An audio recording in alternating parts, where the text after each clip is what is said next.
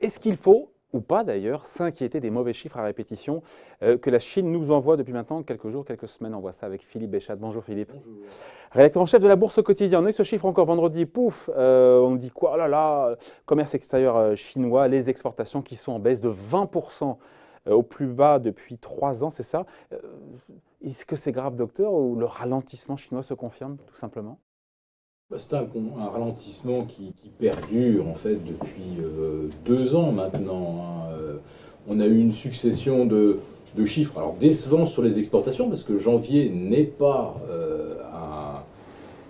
une exception. C'est la poursuite d'un trend qu'on a déjà observé en novembre, en décembre. Alors après ça, on va trouver les explications qu'on veut, c'est-à-dire que les sanctions américaines ont plus ou moins amputé les exportations. Mais en fait, on est toujours sur un ralentissement du trend qui s'observe aussi bien au niveau de l'industrie, même des services. C'est un trend de long terme qui est assez normal, déjà observé il y a 30 ans au Japon, observé il y a une quinzaine d'années en Corée. Tout ça, voilà. C'est prévisible, c'est attendu, c'est normal, c'est contrôlé, parce qu'il y a quand même beaucoup de chiffres encore qui vont sortir.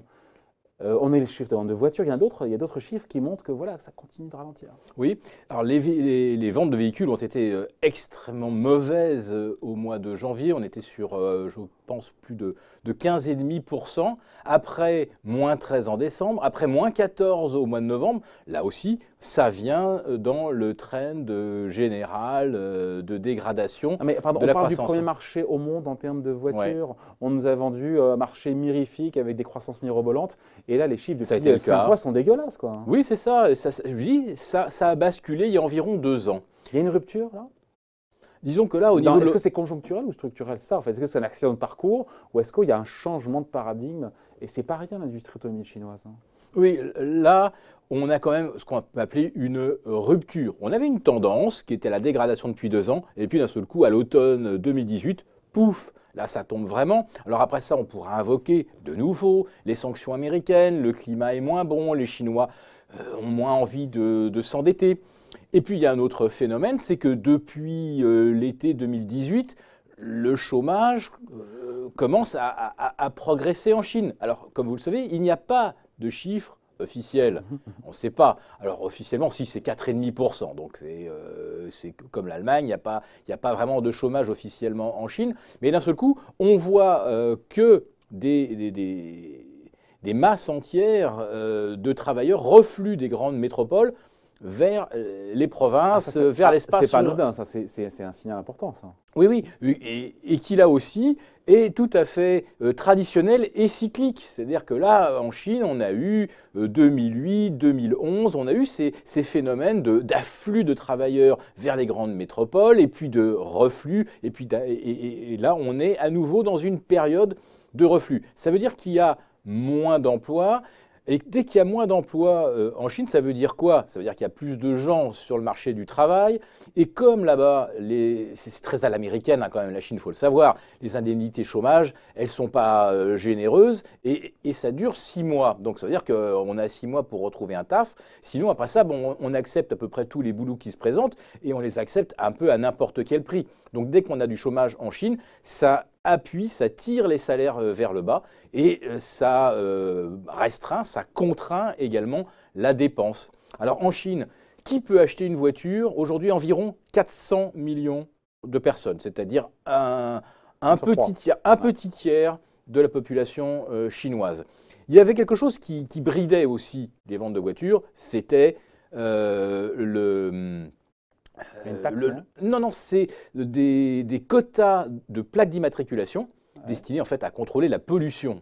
C'est-à-dire que les Chinois avaient même institué un système de tirage au sort et vous aviez vos plaques dans 3 mois, 6 mois ou 9 mois. Pour réguler la voiture. Alors il suffirait d'assouplir ce système près des grandes métropoles et on pourrait de nouveau avoir des ventes de véhicules.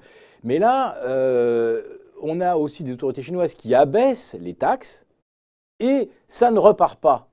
Alors qu'on parle de restitution, je crois, de 150 milliards d'équivalent dollars de pouvoir d'achat aux Chinois au travers Donc de alors, la baisse des taxes. ça traduit quoi? Bah, quand on réduit les taxes, quand on encourage le crédit, comme on l'a fait au mois de janvier avec là aussi Pékin, Sans que ça marche. et qui annonce 30% de mise à disposition de crédits supplémentaires, et qu'on voit qu'au mois de février, la demande est extrêmement faible, là on se dit qu'il y a quelque chose qui fait que les gens n'ont pas envie d'y aller, quoi. Ils n'ont pas envie de prendre du Alors, tous ces crédit. clignotants qui virent au rouge, on se dit quoi? On se dit que c'est normal parce que d'autres pays avant, le Japon, ont connu des ralentissements. Et s'ils ralentissent à 5%, ma foi, à 5% de croissance par an, on aimerait On en y faire est autant. déjà, hein, soyons Oui, on y est, réalistes. on y est. Voilà, donc, La question, c'est est-ce qu'on reste à 5%? Est-ce que les Chinois restent à 5% de croissance ou est-ce qu'ils passent en dessous?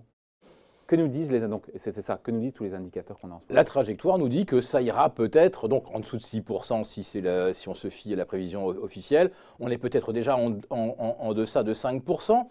Et en plus, on a des signaux un peu pré-déflationnistes, hein. Vous avez vu la hausse des prix au mois de février, elle est de 0,1, on l'attendait à 0,2 au niveau de la production. Et ça, ce n'est pas une bonne nouvelle non plus. Par contre, pour l'industrie minière chinoise, qui en termes de main-d'œuvre et d'emploi, c'est presque le secteur numéro 1 en Chine. Donc, ils ont touché le fond ou pas? Parce qu'on se dit que 5% là, de croissance, ils touchent le fond et ils se stabilisent ou ils rebondissent? Ou est-ce qu'on n'est pas en train de changer complètement de forme de courbe, comme on dit? Ben, là, je n'ai pas la réponse parce que je ne saurais pas faire une prévision sur une économie qui On est est sur un point de aussi tendance. administrée. C'est Ouais. une économie administrée, c'est-à-dire que si demain Pékin décide que la Banque centrale doit acheter même des actions, après avoir racheté toutes les créances pourries, etc., on a un gouvernement qui a les moyens de faire des choses qui permettent Donc on se à la rassure, en disant que derrière il y a la main de Pékin qui feront ce qu'il Voilà. faut, ils ont les marges de manœuvre Voilà. pour. Alors après, par contre, ce qu'on ne sait pas, c'est comment Ah, ils vont de la fin. vont évoluer les relations avec les États-Unis. Parce que là, tantôt, enfin, c'est un véritable régime de douche écossaise. Quand on lit les tweets de M. Trump, un jour, on va vers un accord fantastique, merveilleux, on n'a jamais vu quelque chose d'aussi incroyable. Demain, et le lendemain, c'est « Ah non, mais si les Chinois ne veulent pas signer mon super machin, je ne signerai rien. » Enfin, où est-ce qu'on s'en va? Alors on sait que l'une des grosses pierres d'achoppement, c'est les brevets et les droits de propriété intellectuelle. Ouais.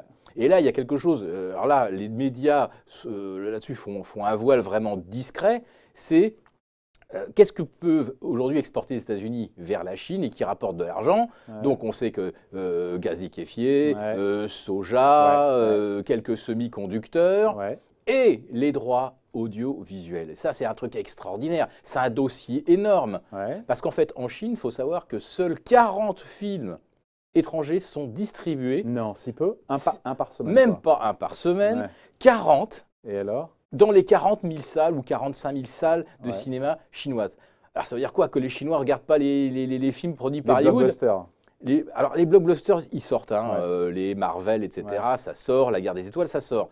Mais les autres films un petit peu intermédiaires, de budget intermédiaire, en dessous de 100 millions de dollars, eh bien les Chinois, ils les regardent en piraté. Ah, Et là- d'où les propriétés intellectuelles, les Voilà, les donc si vous royalties, voulez, les 40 films sortent officiellement chaque année. Hollywood en produit et en diffuse près de 400. Ça veut dire que 10 films sont regardés en streaming, mais ce sont des films piratés avec des sur sous-titres lesquels chinois. les Disney et compagnie, les Netflix Exactement. ne touchent rien. Ne touche rien. Et là, c'est un manque à gagner qui représente des milliards, je ne pense même pas exagérer en disant peut-être même des dizaines de milliards. Et là, il faudrait que M. Trump arrive à convaincre M. Xi Jinping qu'il faut arrêter. C'est marrant ça. Ah, c'est une anecdote qui en dit long quand même. Hein. Oui. Et ça fait partie, selon vous, on finit là-dessus, des points d'achoppement, des discussions entre Américains et Chinois là-dessus, sur tout cet argent que Hollywood.